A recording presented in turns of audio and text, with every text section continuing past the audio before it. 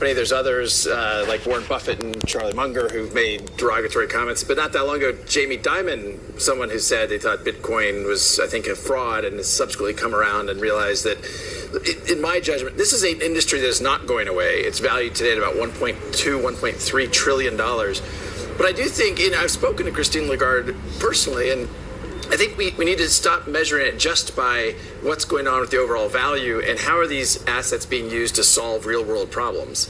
And I think time and time again, we're seeing more and more real use cases solving real scaled problems where blockchain technologies can reduce friction measured by cost and speed in a way that I think improves the overall economy. Does the fact that these 19,000 cryptocurrencies have been largely used as speculative assets do damage to the underlying case that you're arguing for? I think absolutely yes. And it's frustrating. I said when there were about 2,000, so as you said correctly, there's about 19,000 today. When there were about 2,000, I got some heat from the crypto market by saying that something like 99% of them I thought would go to zero. And that wasn't a popular statement suggesting that only 20 would be around. Well, now you have 19,000. My prediction, at least for now, has been moved the wrong direction. But, there are some tokens out there that I think are focused on solving a problem. And those are ones that I can see being used in the future. And we could give a number of different examples. Some of them are present here in Davos. But there's also ones that I look at, I hear the description, and I don't get it. And I think there is risk, as Christine Lagarde commented. They are speculative, they are risky, but that doesn't mean there isn't real opportunity.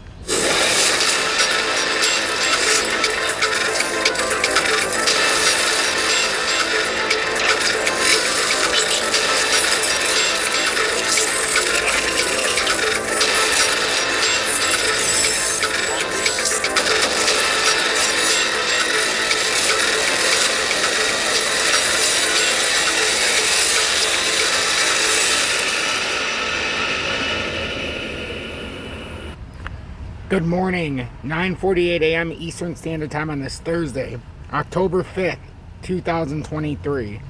I'm XRP Future Millionaire, and I reside in the great state of Michigan.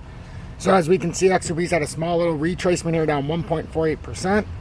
We are still on top of that 524 pivot level. We talked about it yesterday. If we're going to continue this move, we had the Goldencross in the 4-hourly. We had to show support around the 524 layer. That would help show strength in the fact that we did have a Goldencross, and now we're using that new layer of support.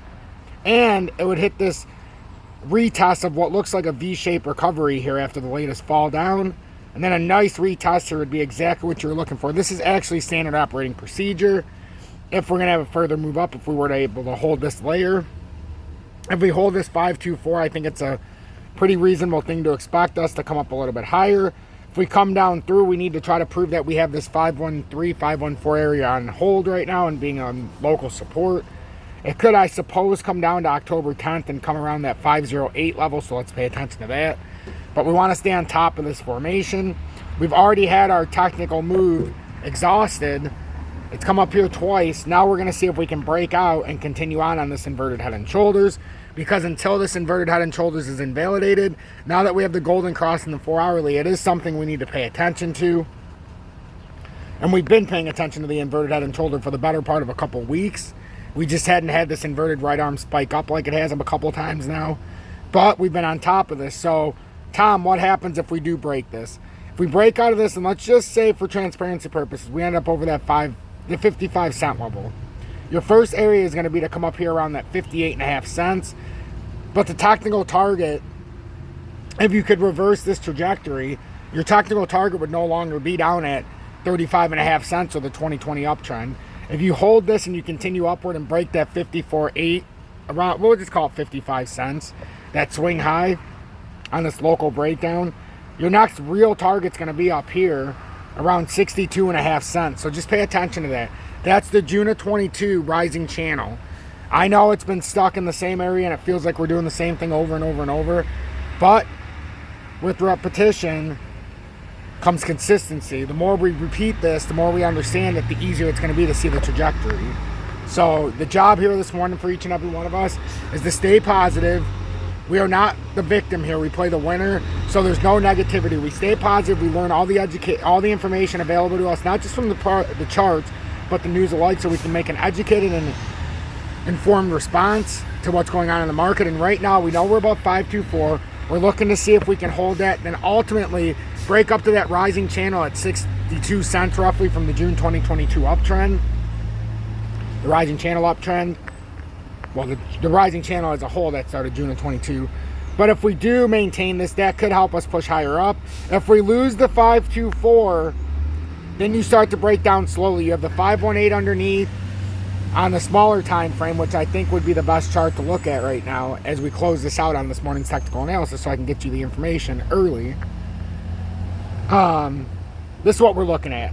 The 524, and then that could bring us up to the 62.5 cents. But the pattern formation we're in, before we can break out, we've got to get up and hold first layer 54.1, and then ultimately get up and hold 55 cents. I'm XRP Future Millionaire. If you got anything on this, please make sure to hit that like button. If you appreciate my content, hit that subscribe button and hit that bell notification so that you can find all future content. And then if you're looking to trade XRP or your favorite crypto, video description below. There's MEXC for worldwide users. I implore you to take advantage of it while you can with no spot fees. FIMEX is the cheapest for USA users, does not require a VPN. Both have futures trading if you're interested. And then if you want to show me personal support, you can always send a YouTube super chat or join Tom's Army, which we haven't had very many members in the past month. But I appreciate each and every one of you for tuning in and taking time. Have a blessed morning, everybody.